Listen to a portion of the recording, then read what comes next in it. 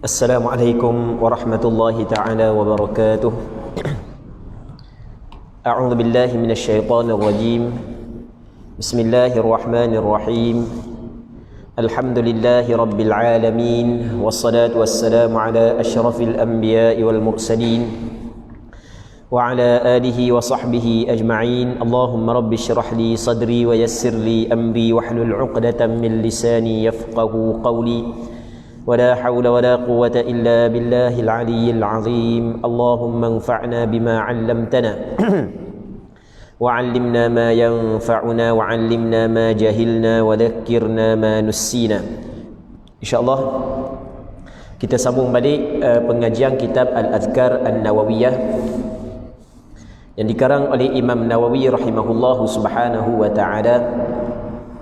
Wa nafa'ana Allahu bi'ulumihi fid darain amin. Kita muka surat 132 cetakan Amba lah. Buku cetakan Amba 132. Mungkin ada sebahagian daripada tuan-tuan ataupun puan-puan yang ada kitab mungkin cetakan berbeza, muka surat juga berbeza. Yang mana kita masuk dalam perbahasan baru, iaitu selawat kepada Nabi sallallahu alaihi wasallam setelah tasyahud.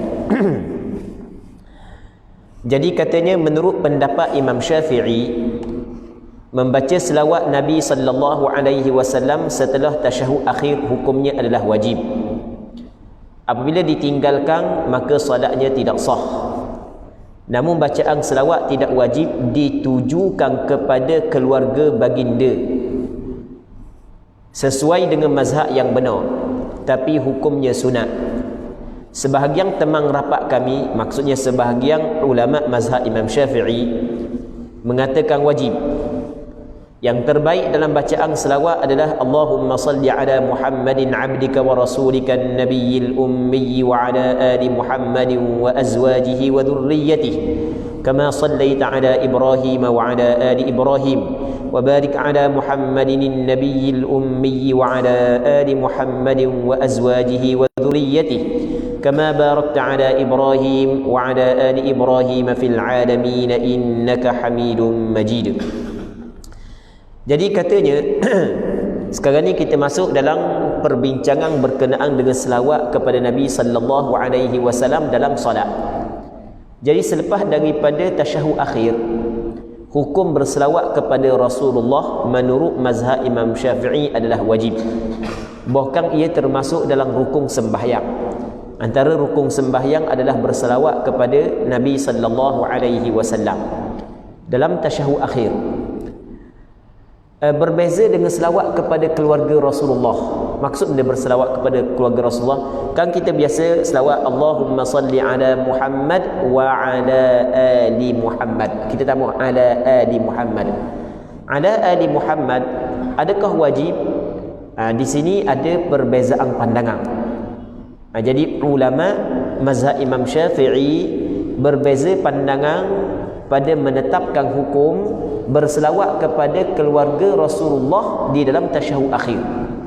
Pandangan hak yang benar, pandangan yang sahih, pandangan mu'tamad, selawat kepada keluarga Rasulullah ia tidak termasuk dalam perkara yang diwajibkan, bahkan ia termasuk dalam perkara yang disunatkan. Ia termasuk dalam sunat ab'ad dalam sembahyang. Baik, kata dia selawat ni kita nak selawat kat dia ada khabar sekurang-kurang selawat bagaimana. Cuma yang paling comelnya kita baca selawat ni. Baca selawat ni. Selawat ni kalau nak baca ni, main kali pertama dengar ni kena ngapal pula sekali lagi. Mudah je sebenarnya. Allahumma kita semua dah salli semua dah Muhammadin abdika wa rasulika nabiyil ummi. Lepas tu wa ala ali Muhammadin tambah wa azwajihi wa dhurriyyatihi kama sallaita ala Ibrahim wa ala ali Ibrahim. Itu sama. Wa barik ala Muhammadin nabiyil ummi tambah an-nabi tambah tu je. Kama barakta ala Ibrahim wa ala ali Ibrahim fil alamin innaka Hamidum Majid.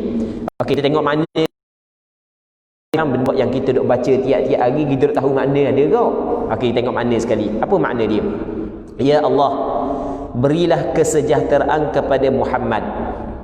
Okey, itu antara pandangan ulama yang mengatakan makna selawat adalah kesejahteraan. Tetapi pandangan yang masyhur bukan begitu. Pandangan yang masyhur selawat kepada Rasulullah adalah kita minta agar Allah Ta'ala mengurniakan rahmat yang disertakan dengan ta'zim kepada Rasulullah. Maksudnya ketika kita kata Allahumma salli ala Muhammad, ia memberi maksud, ya Allah, kurniakanlah, anugerahkanlah, berikanlah rahmat serta muliakanlah Nabi Muhammad. Itu maksud dia. Sebenarnya dalam menetapkan makna selawat kepada Rasulullah, ulama berbeza pandangan. Ada beberapa pandangan. Yang amal kawasan itu pandangan yang masyhur. Muhammad hambamu dan utusanmu, Nabi yang buta huruf. Dia al-ummi, makna yang buta huruf. Dia letak makna buta huruf. Dia al-ummi asal makna yang tidak pandai membaca dan menulis. Dia tidak pandai menulis dan membaca. Dan Rasul baca Quran pun ada, tidak pandai baca. Kena faham. Maksud tidak pandai membaca adalah tidak pandai membaca daripada tulisan. Dia tidak pandai menulis dan tidak pandai membaca dari An-Nabiyul Ummi. Al-Ummi maksudnya tidak pandai membaca tulis. Ada juga yang mengatakan al-ummi ini adalah yang dimaksud dengan al-ummi adalah nisbah kepada umul segala kampung, segala kampung. Pandangan itu sebenarnya bukan pandangan yang kuat. Pandangan ramai di kalangan ulama mengatakan al-ummi ia merujuk kepada tidak pandai menulis dan membaca daripada. Jadi Rasul tak pandai nulis sebab Rasul tak belajar, tidak pandai membaca daripada. Cuma ada juga sebahagian ada hujung umur Rasul pandai nulis. Ada sebahagian daripada ulama, tapi pada asal dan tidak pandai menulis. Sebab dia Rasul tidak pandai membaca untuk Rasulullah dan tidak pandai menulis yang ada pada Rasulullah, ia adalah suatu kelebihan. Sebab pandai membaca dan tidak pandai menulis. Dan kita tak payah belajar. Rasulullah menuntut supaya kita belajar. Allah SWT menyarankan sebahagian daripada sahabat dia supaya belajar. Jadi Rasulullah tidak pandai membaca dan tidak pandai menulis, sebenarnya itu adalah kelebihan untuk Rasulullah. Orang tak pandai baca, tak pandai menulis, tiba-tiba yang keluar daripada mulut dia mengatasi orang yang pandai baca dan pandai menulis. Sekarang ni Allah Ta'ala dia nak jadikan Rasulullah sebagai Rasul yang akan diwahyui. Jadi persiapan tu, kalau cakap kita buat persiapan memang cukup rapi lah. Kiri kanan, depan belakang dah nak tag, dah boleh nak kritik. Jadi benda yang keluar daripada mulut Rasulullah, Quran yang dia baca, yang Allah Ta'ala wahyukan kepada dia, mengatasi apa diucapkan orang yang bijak pandai zaman tu. Siapa kebijak pandai pun mengaku, hebat ni yang keluar daripada mulut Rasulullah. Tapi kalau Rasul pandai baca, pandai nulis, kan banyak tomohan kan, dia baca kitab-kitab buku lama ni, jadi royak gini.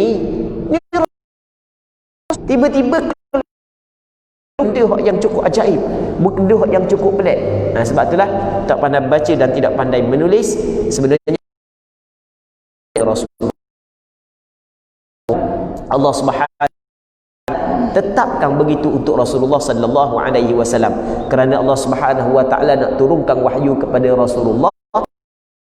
Arab ketika itu tidak akan menuduh hak yang reka sendiri apa semua sekali.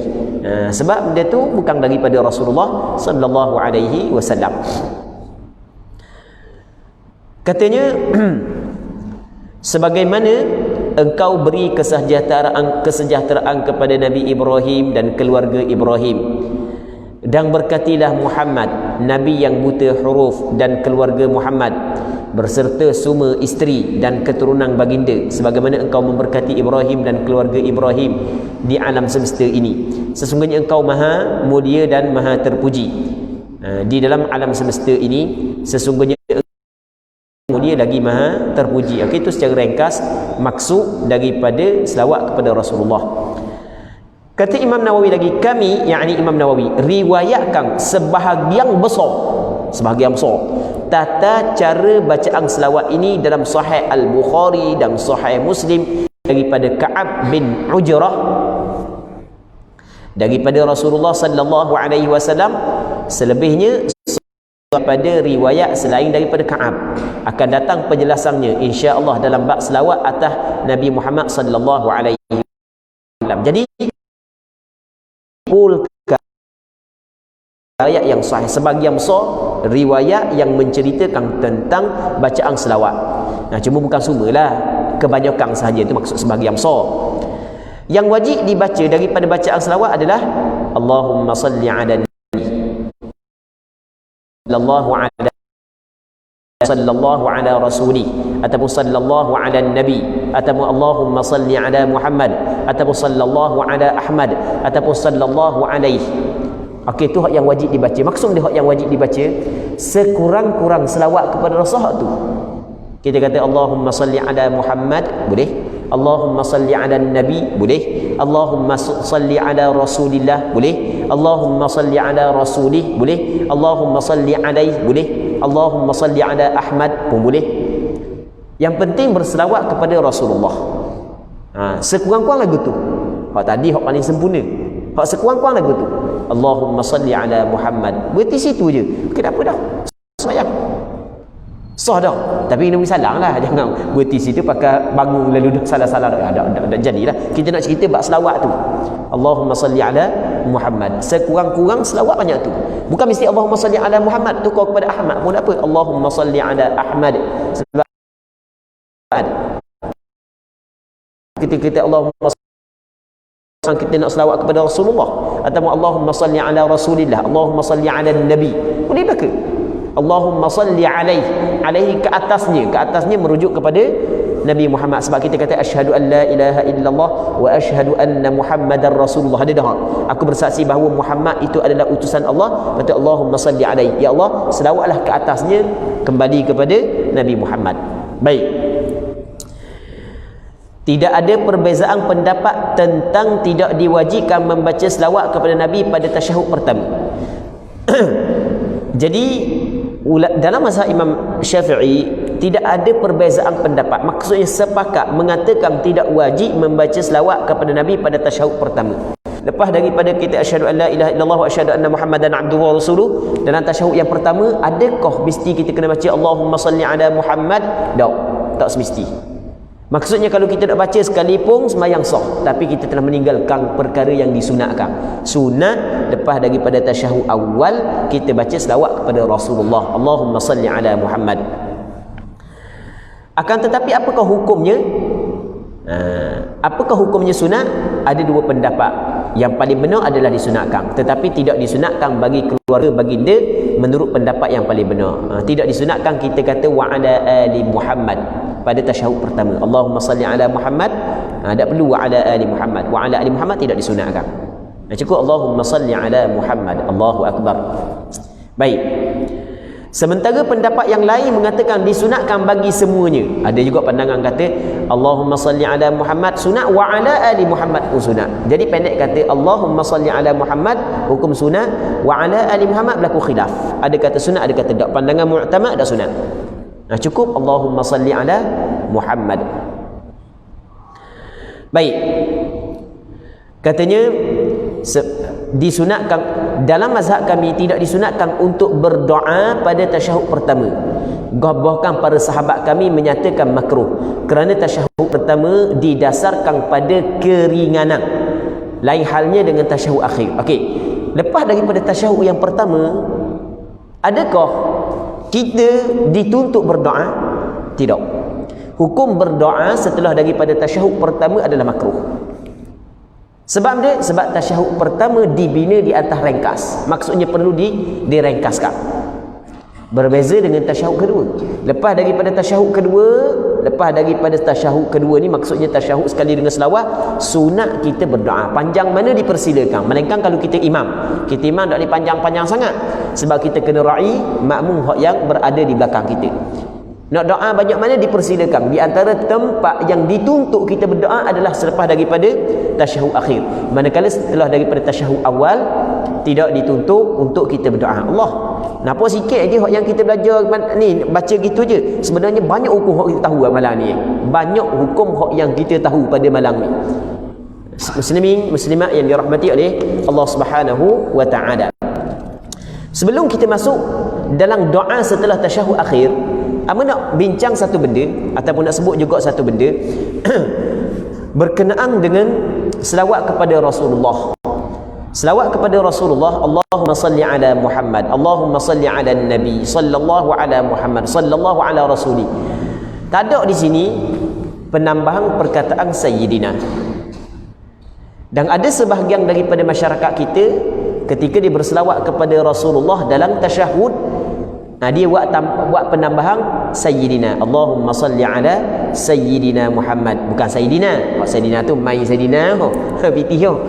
Budak-budak main ho. Tu Sayyidina jadi jutawan dalam tempoh 10 minit je. Tu main Sayyidina gitu je. Ia bukan Sayyidina, Sayyidina. Allahumma salli ala Sayyidina Muhammad wa ala ali Sayyidina Muhammad. Baik. Jadi sekarang ni sebahagian daripada masyarakat kita menambah perkataan Sayyidina sebelum daripada Muhammad. Sayyidina ni mana penghulu kita. Allahumma salli ala Sayyidina Muhammad wa ala ali Sayyidina Muhammad kama sallaita ala Sayyidina Ibrahim. Tambah Sayyidina belaka. Apakah hukum? Sebenarnya ulama berbeza pandangan dalam menetapkan hukum menambah Sayyidina sebelum daripada perkataan Muhammad di dalam selawat dalam tasyahud. Ulama berbeza pandangan. Majoriti ulama fiqh berpandangan bahawasanya hak yang lebih afdal adalah tidak ditambahkan perkataan Sayyidina. Hak tu lebih afdal. Hak lebih afdal tak payah tambah. Sebab dia hak lebih afdal tidak payah tambah kerana tidak ada penambahan itulah yang ada di dalam hadis. Maksudnya yang ada dalam hadis. Ketika sahabat tanya Rasulullah sallallahu alaihi wasallam, bagaimana kami nak berselawat kepadamu? Rasul kata, qul Allahumma salli ala Muhammad wa ala ali Muhammad. Tanpa ada perkataan Sayyidina. Jadi oleh kerana hak yang ada dalam hadis tak ada perkataan Sayyidina, maka hak lebih afdal adalah kita tidak menambahkan perkataan Sayyidina. Baca Allahumma salli ala Muhammad wa ala ali Muhammad. Okey, itu pandangan pertama. Dan pandangan ni adalah pandangan majoriti ulama fiqh, sama ada mazhab Imam Syafi'i atau mazhab-mazhab yang lain. Namun sebahagian daripada ulama fiqh berpandangan lebih afdal tambah Sayyidina. Ada sebahagian daripada ulama fiqh walaupun dalam riwayat hadis tidak ada perkataan Sayyidina, tapi lebih afdal tambah Sayyidina. Alasan dia dikata lebih afdal tambah Sayyidina sedangkan dalam hadis tak ada perkataan Sayyidina, kerana nak beradab dengan Nabi sallallahu alaihi wasallam, kerana nak beradab dengan Rasulullah.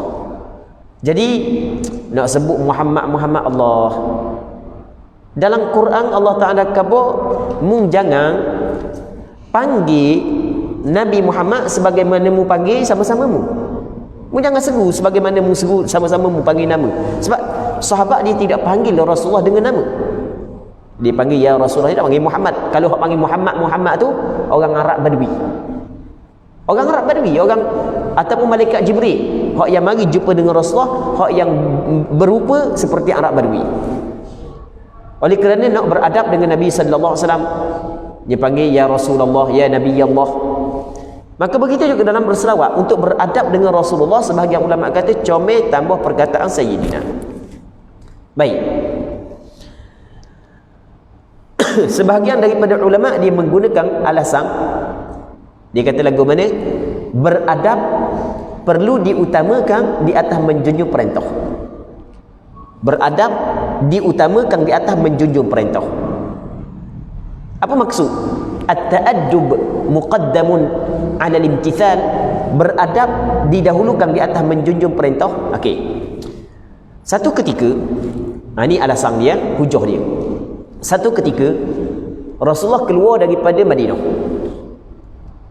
Sallallahu alaihi wasallam. Rasulullah keluar daripada Madinah kerana nak pergi Dama. Di antara sahabat hak yang bunyi kata ada kecoh sikit, ada riuh sikit. Ada riuh sikit lah. Jadi Rasul pergi.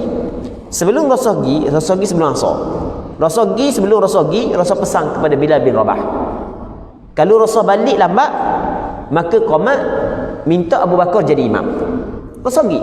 Pergi sampai sana dah orang kampung tu, kat sahabat Rasul tengok Rasul mari, memuliakan Rasulullah, jadikan Rasul sebagai tamu, dia pegang dulu Rasulullah, dia hidang makanan apa semua sekali. Jadi menyebabkan Rasul balik lambat. Jadi bila bin Rabah sampai masuk waktu asar, tengok Rasul dah balik lagi, qamat suruh Abu Bakar menjadi imam. Abu Bakar pun menjadi. Tengah-tengah sembahyang Rasul sapa. Apabila Rasul sapa, Rasul pun celah, betul-betul duduk belakang Abu Bakar, duduk saf yang pertama. Rasul celah pergi masuk dalam saf yang pertama. Maka sahabat Rasul tengok Rasul berada Abu Bakar, dan tidak pernah terjadi kalau Rasul hadir orang lain jadi tu imam, mesti Rasul jadi tu imam. Maka sahabat tepuk isyarat kepada Abu Bakar bahawasanya Rasulullah ada belakang. Nak kabur tak boleh, sebab dilarang dah bercakap dalam sembahyang. Abu Bakar dah bunyi kepoh bunyi orang tepuk tu. Abu Bakar pun toleh ke belakang, tengok Rasul hadir. Rasulullah isyarat supaya Abu Bakar berada di tempat dia. Okey, itu perintah Rasulullah. Perintah Rasulullah supaya Abu Bakar berada di tempat Abu Bakar menjadi imam. Jangan turun. Abu Bakar tetap turun. Okey, sekarang ni Rasul suruh. Itu perintah. Rasul suruh. Abu Bakar dah ikut perintah Rasulullah, tetap turun. Adakah Abu Bakar derhaka kepada Rasulullah? Tidak. Abu Bakar melanggar perintah Rasulullah kerana melakukan perkara yang lebih tinggi, iaitu beradab. Lepas daripada sembahyang, Rasul tanya, kenapa aku suruh munduk tempat tu, tiba-tiba mu turun? Kata Abu Bakar, tidak sepatut anak kepada Abi Quhafah berada di hadapan Rasulullah menjadi imam. Lebih kurang gitulah perkataan Abu Bakar As-Siddiq radhiyallahu taala anhu. Okey, satu. Yang kedua, dalam perjanjian Hudaibiyah ada surat yang ditulis oleh Rasulullah, sahabat tulis lah, yang mana surat tersebut adalah surat perjanjian. Dalam surat tu ada tulis Muhammad Rasulullah. Dalam surat tu penduduk Mekah tak mau. Dia kata kalau kami tahu mung Rasulullah, kami dak balah dah, kami dak sekat dah mung. Dia kata gitu. Jadi penduduk Mekah tak mau terima surat tu kerana ada perkataan Rasulullah. Maka dia minta apa dah? Rasulullah pun suruh Sayyidina Ali hapuskan, padang perkataan Rasulullah. Sayyidina Ali tak mau padang. Rasul suruh sana Ali tak mau padang. Rasul suruh padang Rasulullah tu padang. Sayyidina Ali tak mau padang. Rasul tanya mana tempat Rasulullah. Rasul tanya, orang tunjuk, Rasul padang sendiri. Sekarang ni Sayyidina Ali ketika Rasul suruh padang, dia tidak padang. Kenapa dia tidak padang? Adakah dia saat itu derhaka kepada Rasulullah? Tidak. Kerana dia melakukan perkara yang lebih tinggi daripada menurut perintah, iaitu beradab. Okey, atas pandangan ni lah, atas hujah ni lah, sebahagian daripada ulama kata comel tambah sayyidina.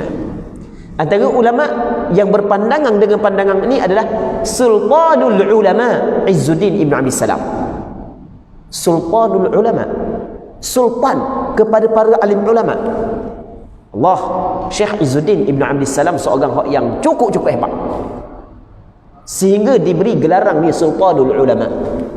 Kita sultan manusia itu hebat ada, tapi ini bukan sultan manusia, sultan para alim ulama.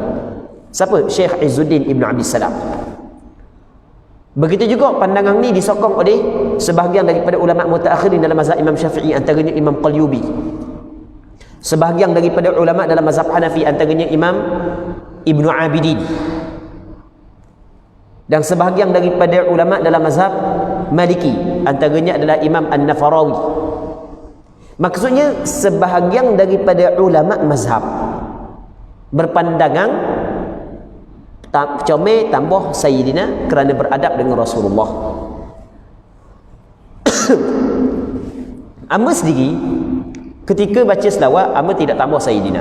Amba baca Allahumma salli ala Muhammad wa ala ali Muhammad. Tapi dalam masa yang sama, orang lain nak tambah dipersilakan, sebab itu adalah pandangan sebahagian daripada ulama. Yang masalahnya adalah membid'ahkan, menyesatkan orang tambah Sayyidina, itu bermasalah. Bermasalah tu. Orang yang kata sunat tambah sebenarnya ada hujah. Hujah dia juga soal mu nak terima tu tak mau terima, hak tu nombor 2. Yang penting dia saat itu ada hujah dan bukan pandangan ustaz-ustaz, bukan pandangan orang-orang biasa. Ni pandangan ulama-ulama besar. Jadi nak kata dipersilakan, hak tu tidak menjadi masalah. Kadang-kadang hamba kata juga Allahumma salli ala Sayyidina Muhammad. Baik. Ya, ada juga jenis sebahagian daripada kita dia suka balah benda-benda gitu. Dia suka balah. Benda kat Sayyidina dia suka balah benda-benda gitu. Nak kaji secara mendalam tidak. Suka balah. Kadang-kadang manusia ni, ya, kaedah dia an-nas a'da'u lima jahilu. Itu kaedah. Manusia menjadi musuh kepada apa yang mereka jahil. Mereka jahil, dia akan menjadi musuh. Sebab itulah semakin banyak ilmu, semakin berlapang dada. Semakin banyak ilmu, semakin berlapang dada. Muslimin muslimat yang dirahmati oleh Allah Subhanahu wa taala. Seterusnya katanya doa setelah tasyahud akhir. Kita nak bincang berkenaan dengan doa setelah tasyahud akhir.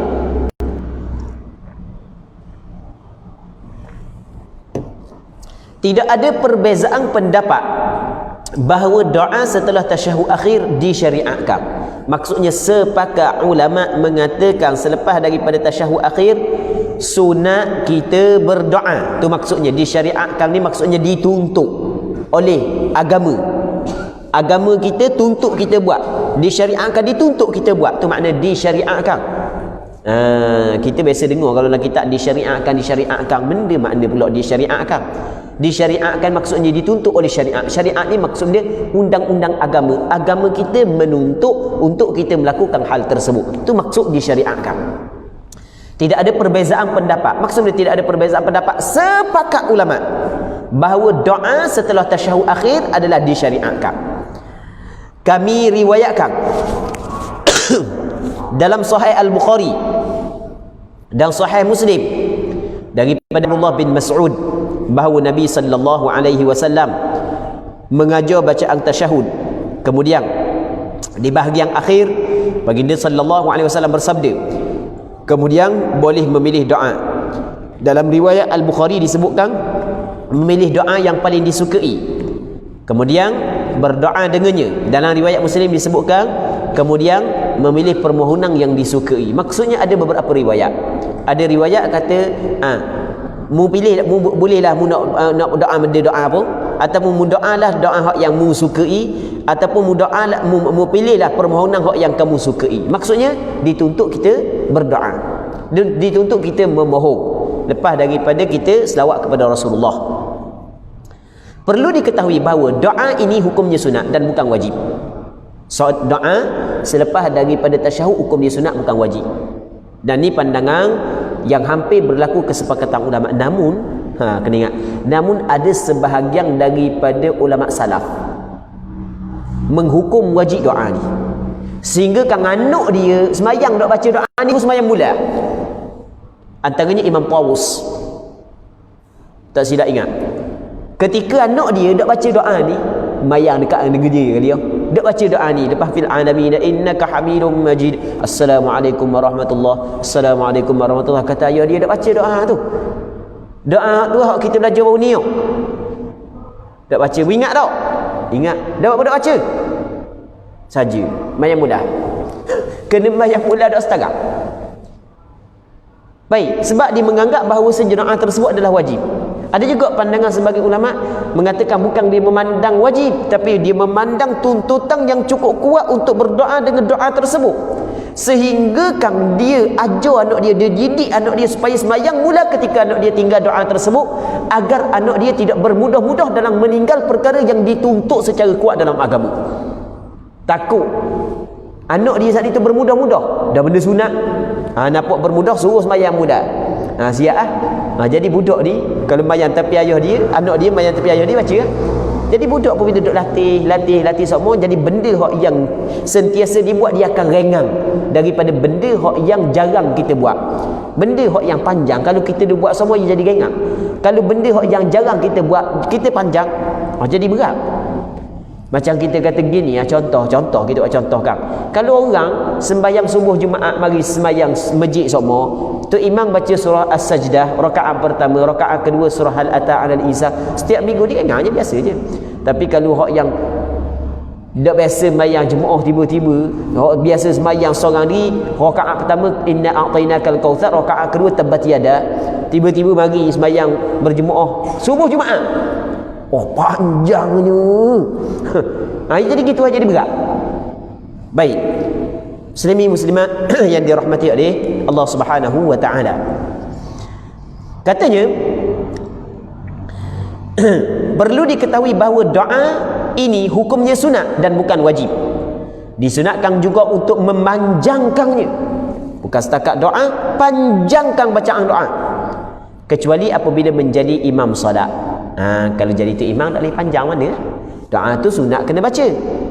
Tapi tak boleh panjang mana sebab nak ra'i makmum. Baik. Kata dia lagi boleh berapakah doa jua pun, baik memohon urusan dunia ataupun akhirat. Tak kira nak pohon urusan dunia, pohon urusan akhirat. Tak ada bini lagi ni, orang-orang muda. Contoh doa situ Allahumma rzuqni zaujah, Allahumma rzuqni zaujatan salihatan tu'inuni ala ta'atika. Pakat ngapa belakang tua-tua pun kakak giang. Ya Allah, bantu kurnilah kepadaku seorang isteri yang salihah yang dapat membantu aku untuk mengerjakan taat kepadamu ya Allah. Okey, boleh tak ada masalah? Boleh. Doa. Hak muda-muda hak tulis tak apa, jangan hak tua tulis. Jadi doa tak ada masalah, doa lah, minta dengan Allah Subhanahu taala. Hak dunia pun tak apa, hak akhirat pun tak apa. Tengok. Kata dia baik memohon urusan dunia ataupun akhirat. Tapi dalam kitab Al-Adhkar An-Nawawiyah dituliskan dia baik memohon urusan akhirat ataupun dunia. Dia tak akhirat dulu baru dunia. Dia letak susunan di akhirat dulu baru dunia. Tapi dia terjemah dunia dulu ataupun akhirat. Dia apa ulama ataupun Imam Nawawi kata sama ada urusan akhirat ataupun dunia, dia letak akhirat dulu kerana apa yang dituntut kepada kita adalah mengutamakan doa untuk akhirat berbanding dengan doa untuk dunia. Bukan salah doa untuk dunia, tapi jangan lupa doa untuk akhirat. Macam orang di Mekah kita kabar ke dia tepat ni mustajab, tepat ni mustajab, tepat ni mustajab. Doa dunia je, lupa nak doa akhirat. Jadi rugi lah. Rugi, tapi dapat pahala dah, sebab doa sama ada dunia atau akhirat dapat pahala. Cuma doa akhirat lebih besar lagi. Katanya boleh berdoa dengan doa-doa yang ma'thur atau doa-doa yang dibuatnya sendiri. Kita ada doa ma'thur dan ada doa yang kita reka. Doa ma'thur ni adalah doa yang diambil daripada Rasulullah, tu makna ma'thur. Doa yang direka bukan diambil daripada Rasul, kita reka sendiri. Tapi bukanlah doa maksiat, doa tu tak ada masalah, cuma kita reka sendiri. Ada banyak doa yang kita lepas daripada semayang kita baca, hak tu bukan ada banyak orang baca doa lepas daripada semayang, tak ada tangan, bukan doa ma'thur, doa yang direka sendiri. Banyak, tapi ada juga orang baca doa ma'thur. Jadi nak baca doa ma'thur ke, doa yang kita reka sendiri ke, kita buat ke, tak kira. Asal yang penting doa.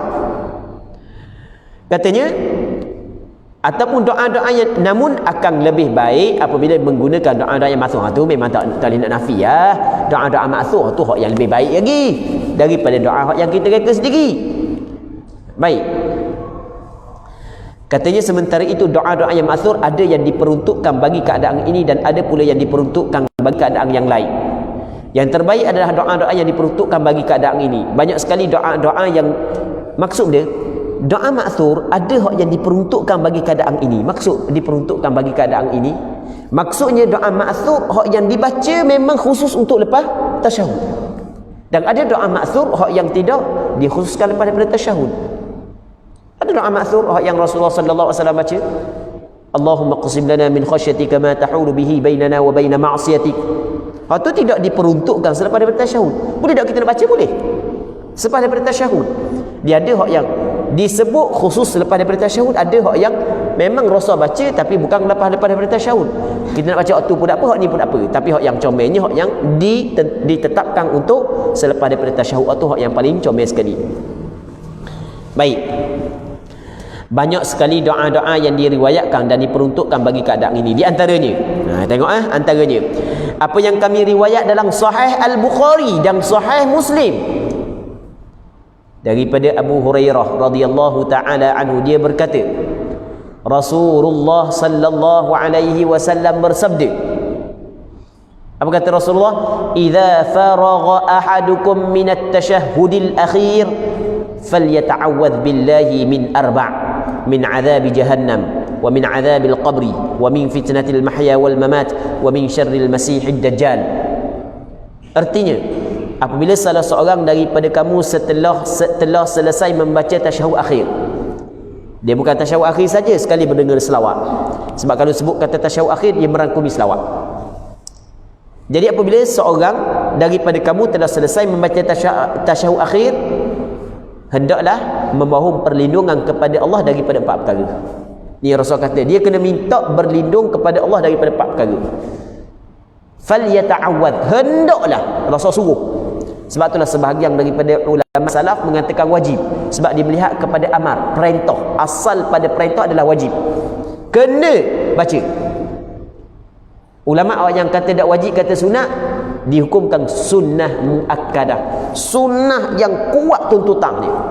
Baca, minta berlindung daripada 4 perkara ni. Dah kan nak minta berlindung, baca gini, Allahumma inni a'udzubika, Allahumma inni a'udzubika, ataupun a'udzubillahi pun boleh juga. Kalau Allahumma inni a'udzubika, ya Allah sesungguhnya aku berlindung dengan engkau. Kalau a'udzubillah, aku berlindung dengan Allah, boleh belaka. Yang penting berlindung dengan Allah Subhanahu wa taala daripada 4 perkara. Benda yang pertama, daripada seksa neraka Jahannam, daripada azab neraka Jahannam. Muslimin muslimat yang dirahmati oleh Allah Subhanahu wa taala, selepas daripada kita meninggal dunia, kita mati, kita akan melalui alam yang dinamakan sebagai alam akhirat. Alam akhirat di sana ada 2 golongan sahaja. Yang pertama, golongan yang dinamakan sebagai golongan su'ada, golongan yang berbahagia. Di sana golongan yang dinamakan sebagai golongan asyqiya, golongan yang celaka. Ada 2 golongan tu je, tidak ada yang ketiga. Sama ada golongan yang berbahagia ataupun golongan yang celaka. Orang yang bahagia adalah orang yang mendapat syurga Allah. Orang yang celaka, orang yang mendapat neraka Allah. 2 tu je, 2 tu, tidak ada yang ketiga. Kunci untuk mendapat syurga Allah Subhanahu wa taala adalah iman. Hak tu adalah kunci yang asal. Lepas tu dengan amalan-amalan kebaikan. Begitu juga kunci untuk mendapat neraka Allah adalah dengan kufur, syirik dan maksiat-maksiat yang dilakukan. Jadi oleh kerana ada 2 je, ada 2 je. Dak ni hak ni. Kalau banyak pilihan boleh tahan sikit. Ni 2 tu je, 2 tu je. Dan kita akan pergi situ. Maka kita kena ambil berat daripada sudut amalan kita, perbuatan kita dan doa. Mesti kita kena berdoa semua agar Allah Ta'ala menjaga kita daripada azab neraka Jahannam. Di perkataan Jahannam, ulama berbeza pandangan. Adakah ia bahasa Arab ataupun bukan bahasa Arab? Ada sebahagian kata bukan bahasa Arab, ada sebahagian kata bahasa Arab. yang mengatakan Jahannam bahasa Arab kerana Jahannam ni dengan makna terlalu dalam. Tu makna Jahannam, terlalu dalam dan terlalu kerah benda yang berada di dalamnya, terlalu teruk benda yang berada dalamnya, sehingga kang dinamakan dia sebagai Jahannam. Pendek kata, Jahannam ni adalah tempat azab, tempat azab. Maka kita kena minta berlindung kepada Allah Subhanahu wa taala daripada azab neraka Jahannam. Mudah je. Allahumma inni a'udzubika min azabi Jahannam. Ataupun kalau payah nak ngapa, bika min, payah nak ngapai, ambil tu kan kita biasa baca a'udzubillahi minasyaitonir rajim. A'udzubillah, mina tukar kepada min azabi Jahannam. Mudah je. A'udzubillah min azabi Jahannam. Aku berlindung dengan Allah daripada azab Jahannam. Ataupun Allahumma, ya Allah, inni a'udzubika, sesungguhnya aku berlindung dengan engkau ya Allah, min azabi Jahannam, daripada azab Jahannam. Oh payah nak ngapa hak tu. Ngapa hak ingat dah. Cuma ubah sikit je. A'udzubillah, kena ingat a'udzubillahi minasyaitonir rajim. Kan ingat kan? A'udzubillahi minasyaitonir rajim. Aku berlindung dengan Allah daripada syaitan yang kena rejam. Tukar perkataan syaitanir rajim kepada azabi Jahannam, azab Jahannam. A'udzubillahi min azabi Jahannam. Mudah je. Lepas ni pakat baca. Tak kita depan. Allah. Jadi a'udzubillahi min azabi Jahannam. Satu. Yang pertama. Yang keduanya, daripada azab kubur, daripada seksa kubur. Minta berlindung daripada azab kubur. Dalam kubur ada azab dia. Ahli Sunnah wal Jamaah menyambitkan adanya azab kubur kerana ia disebut dalam banyak hadis-hadis yang sahih. Antaranya hadis ni, hadis yang dikeluarkan oleh Imam Bukhari dan Muslim daripada Sayyidina Abi Hurairah. Jadi kata Nabi sallallahu alaihi wasallam, mungkin berlindung daripada empat perkara. Yang pertama daripada azab Jahannam dan daripada azab kubur. Yang dalam kubur ada azab, tapi bukan semua orang kena. Hanya sebahagian daripada hamba Allah Ta'ala sahaja yang melalui azab kubur. Dia dalam kubur ni dia ada tiga perkara yang berbeza. Yang pertamanya nama dia himpitan kubur, yang keduanya fitnah kubur, yang ketiganya azab kubur. Ni tiga benda yang berbeza. Azab kubur lain daripada fitnah kubur, lain daripada himpitan kubur. Himpitan kubur ni himpitan, hak tu tak ada siapa pun hak yang terlepas. Himpitan kubur semua kena lalu daka, sama ada orang baik ataupun orang hak yang tidak baik. Sehingga kan kata Rasulullah sallallahu alaihi wasallam dalam satu hadis yang diriwayat oleh Imam Ahmad bin Hanbal, kata Rasulullah, inna lil qabri daghtah, sesungguhnya kubur itu mempunyai himpitan. Lau kana ahadun najiyan minha naja minha Sa'd bin Mu'adz. Kalau sekiranya ada orang yang terselamat daripada himpitan kubur, nescaya Sa'd bin Mu'adz akan terselamat. Tapi Sa'd bin Mu'adz orang hebat sekalipun tidak terselamat. Dah kalau hak yang dok hebat jauh, dengan air kaki Sa'd bin Mu'adz pun dak padang. Dengan debu dalam hidung Sa'd bin Mu'adz pun dak padang. Macam mana nak terlepas daripada himpitan kubur? Jadi orang yang hebat seperti Sa'd bin Mu'adz pun tidak terlepas, kata Rasulullah dalam hadis yang diriwayat oleh Imam Ahmad bin Hanbal. Dalam riwayat Imam An-Nasa'i, dalam Sunan An-Nasa'i, kata Rasulullah, hadzal ladzi taharraka lahu al-'arsy. Ni Sa'd bin Mu'adz bergegar arasy Allah Taala mati. Ketika dia mati, gegar arasy Allah Taala. Arasy adalah makhluk yang paling besar. Bergegar arasy Allah Taala ketika dia mati. Hebatnya Sa'd bin Mu'adz. Kedudukan Sa'd bin Mu'adz di sisi Rasulullah adalah seperti kedudukan Abu Bakar di sisi Rasulullah. Cuma Abu Bakar daripada puak Muhajirun, manakala Sa'd bin Mu'adz adalah daripada puak Ansar. Dia mati kerana cedera parah dalam peperangan Ahzab. Selepas daripada peperangan dengan Banu Quraidah, dia mati. Selepas daripada dijatuh hukuman kepada Banu Quraidah, maka dia mati.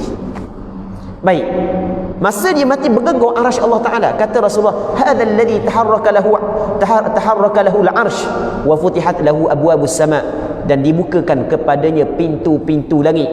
Wa syahidahu 70,000 minal malaikah. Hadir pada hari kematian dia 70,000 malaikat. Bukan manusia. malaikat 70,000 malaikat.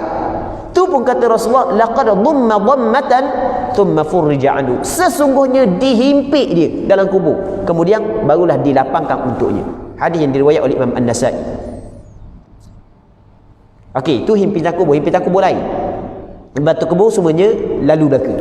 Cuma berbeza daripada orang yang baik dengan orang yang tidak baik. Orang yang baik sekejap je, orang yang jahat maka hak tu lama. Yang keduanya fitnah kubur. Fitnah kubur lain. Fitnah kubur adalah soal munkar nakir dalam kubur, tu fitnah kubur.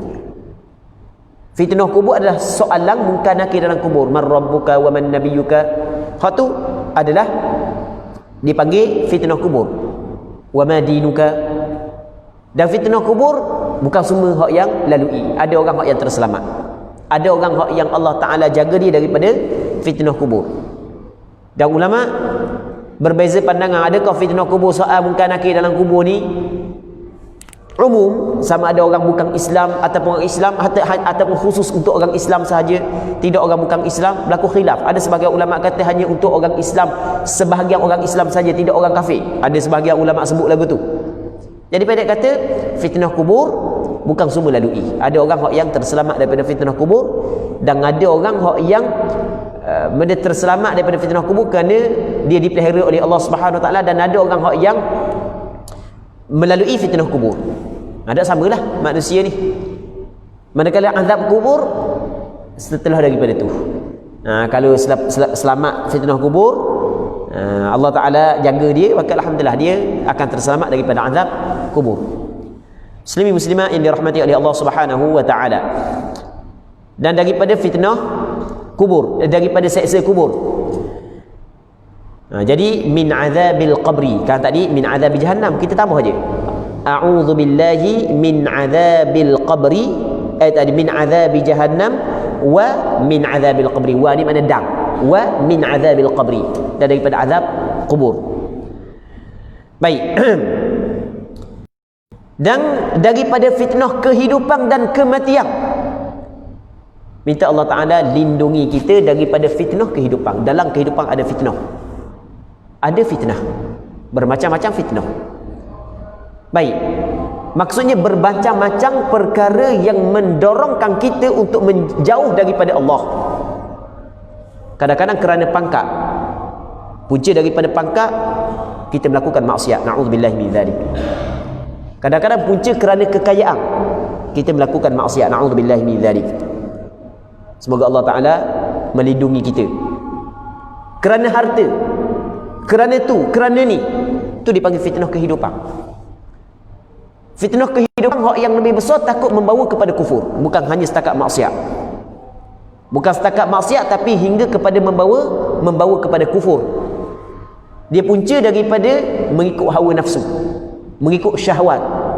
Allah, ujian jangan main, dan ujian Allahu Rabbi. Ujian dia kena siapa? Sama ada ustaz, kena belaka. Sebab itulah kita sentiasa kena minta berlindung kepada Allah. Ketika orang tu jatuh dalam fitnah, jangan kita gengang lidah untuk mencaci dia, mencela dia. Jangan mudah kita nak kata dia, nak cela dia. Jangan. Dak adang lama tu hang tunjuk lalu. Hak tu hak paling kita bimbang. Mulut kita kena jaga. Kadang-kadang kita tengok, Allah, mana jadi gitu? Dulu kata lain ni. Jangan, kita jangan mudah. Kalau sekiranya kita mampu untuk nasihat, kita nasihat. Mampu untuk tegur, kita tegur. Tapi jangan kita cela dia. Jangan kita kata ke dia. Jangan kita benda aibkan dia. Jangan. Hak tu benda yang salah. Sehingga kan Hasan Al-Basri disebut lagu mana Hasan Al-Basri kata, adraktu aqwaman laysa lahum uyub fatakallamu fi uyubin nas fa ahdathallahu lahum uyuba. Nasallallahu salamata wal afiyah. Allahumma afi mubtalana. Aku berjumpa ramai orang, tidak ada pada mereka itu sedikit pun kecacatan. Tak ada cacat sikit, sempurna, hebat. Tapi suka bercakap tentang keburukan dan kecacatan manusia. Orang tu gini, orang ni gini. Dak ada nama fa ahdatsallahu lahum uyuba. Allah Subhanahu Wa Taala jadikan kecacatan itu pada diri dia pula. Kita jaga mulut. Baik. Kata Hasan Al-Basri lagi, wa adraktu aqwaman lahum uyub fasakatu an uyubin nas fasatarallahu uyubahum. Aku jumpa ramai manusia penuh dengan kecacatan, tapi dia cakap pun orang, dia cakap pun keburukan orang, dia kata pun orang. Akhirnya Allah Ta'ala menutup kecacatan mereka. Sebenarnya perkataan Hasan Al-Basri, seorang ulama yang besar di zaman tabi'in, diambil daripada hadis Rasulullah sallallahu alaihi wasallam. Yang mana di sana ada hadis kata Nabi sallallahu alaihi wasallam, jangan mung cari kesalahan orang, mung nak selidik kesalahan orang, aib-aib orang. Jangan. Sesiapa yang mencari kesalahan orang, Allah Ta'ala akan mencari kesalahan dia. Dan Allah Ta'ala akan membuka kesalahan dia walaupun dia berada dalam rumah. Hamba lupa lafaz hadis. Ada mari lafaz hadis. Dan hadis ni adalah hadis sahih. Jangan duk cari kesalahan orang, jangan. Baik. Jadi kalau sekiranya kita tengok benda tu mungkar, maka apa yang diwajibkan pada kita adalah tegur. Tegur khabar ke dia. Dah lewat gitu. Kalau kita mampu tegur, ikutlah saluran mana pun. Tapi jangan dengan kosak untuk menghina, untuk membuka keaiban orang, jangan. Muslimin muslimat yang dirahmati oleh Allah Subhanahu wa taala, itu termasuk dalam fitnah kehidupan. Allah Rabbi, dalam kehidupan ni fitnah memang cukup banyak. Kadang-kadang 5 saat jadi masalah. Kalau kita mikir molek 5 saat ni tindakan kita okey, selamat kita. Tapi punca daripada dalam 5 saat ni dak mikir molek berlaku tindakan hak yang teruk, akhirnya jadi masalah kita. Kadang-kadang 5 saat aje hak yang perlu. Kadang-kadang tahan marah 5 saat aje. Kadang-kadang tahan marah 5 saat aje. Baik, tapi kerana 5 saat itulah dak tahan marah apa sekali, hanya boleh pecah amanah lah, boleh bunuh orang lah, boleh rogoh orang lah, boleh itulah, boleh ni lah. Baik, itu dipanggil termasuk dalam fitnah kehidupan. Maka kita minta berlindung kepada Allah daripada fitnah kehidupan. Wal mamat, dan fitnah kematian. Mati ada fitnah muslimin muslimat yang dirahmati oleh Allah Subhanahu wa taala. Fitnah kematian ia bermula saat kita nak mati. Ketika nak mati itu bermula dah fitnah kematian. Sebab peluang yang terakhir untuk iblis, untuk syaitan adalah ketika saat dia nak mati. Saat anak Adam nak mati. Sebab iblis telah berjanji untuk menyesatkan anak Adam. Thumma la'atiyannahum min baini aydihim wa min khalfihim wa an aymanihim wa an syama'ilihim. Kemudian aku akan datang kepada mereka itu daripada pihak depan, belakang, kiri, kanan. Mu akan dapati sedikit saja di kalangan mereka itu hak yang bersyukur kepadamu ya Allah. Ini janji iblis. Dan peluang yang terakhir untuk iblis menjadikan anak Adam sebagai temang di dalam neraka adalah saat anak Adam itu nak mati. Jadi itu termasuk dalam fitnah kematian. Jadi hak yang paling dibimbangi, mari berupa orang tu, mari berupa orang ni, nyupa jadi tok guru, jadi ulama-ulama, dok keselau. Allah Rabbi, jangan main. Jumpa kalau dengan Rasulullah tak boleh berupa dah. Dengan Rasul tak boleh. Syaitan dia tidak boleh berupa Rasulullah.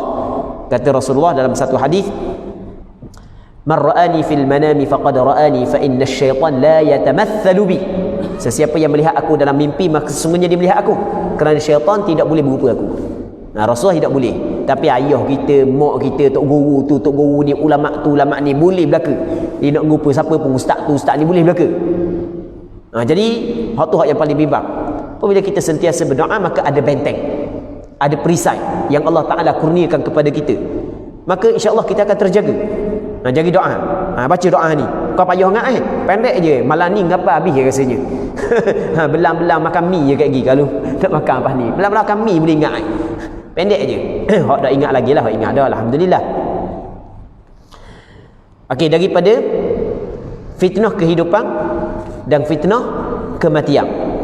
Fitnah kematian sebelum daripada kita nak mati, masa kita dalam keadaan benda sakaratul maut. Kadang-kadang dak sakaratul maut lagi, bukan duk mabuk nak mati lagi. Kadang-kadang sebelum mati orang, ada orang Allah Ta'ala uji dengan bermacam-macam sakit sebelum nak mati. Ketika diuji dengan macam-macam sakit-sakit, akhirnya benda i'tirad ataupun membangkang ketetapan Allah. Allah Rabbi, itu fitnah kematian. Dia gibahkan tak sekarang. benda qada dan qadar Allah Subhanahu wa taala. Bapa Tuhan buat aku gini, bapa buat aku gini, bapa nak mati lalu. Allah. Dan benda ni berlaku benda ni hak yang kita cerita ni benda berlaku. Bukan kita nak buka keaiban keburukan orang, bukan. Maksudnya ia adalah sebagai contoh untuk kita mengambil pengajaran. Muslimin muslimat yang dirahmati oleh Allah Subhanahu wa taala. Kita berdoa kepada Allah agar Allah taala tidak uji kita dengan ujian yang kita tidak mampu tanggung. Daripada fitnah kehidupan, banyak fitnah kehidupan kita sebut saat itu hanya contoh yang kecil sahaja. Begitu juga fitnah kematian banyak. Fitnah kematian yang kita cerita saat ni, dan antara fitnah kematian adalah soal munkar nakir dalam kubur. Pertanyaan munkar nakir dalam kubur tu masuk dalam fitnah kematian. Dan daripada kejahatan Al-Masih Ad-Dajjal, minta berlindung kepada Allah daripada kejahatan Masih Ad-Dajjal.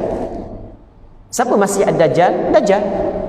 Masih mana benda Masih? Dia gini, Nabi Isa gelaran dia Masih, Dajjal juga Masih. Cuma makna Masih untuk Nabi Isa lain daripada makna Masih untuk Dajjal. Masih untuk Dajjal adalah mamsuhu ahadi ainaih ataupun ihda ainaih. Maksudnya orang yang buta salah satu daripada dua mata dia sebelah mata je, Dajjal. Sedangkan Allah Taala Tuhan yang tidak buta. Dajjal buta sebelah mata. Ada sebelah mata saja, mata sebelah lagi buta. Dajjal. Dajjal bahasa Arab, makna Dajjal ni orang yang sangat pelawak. Itu makna Dajjal. Di atas dahi ada tulis kafir. Dia dapat diketahui oleh orang yang pandai membaca dan orang yang tak pandai membaca.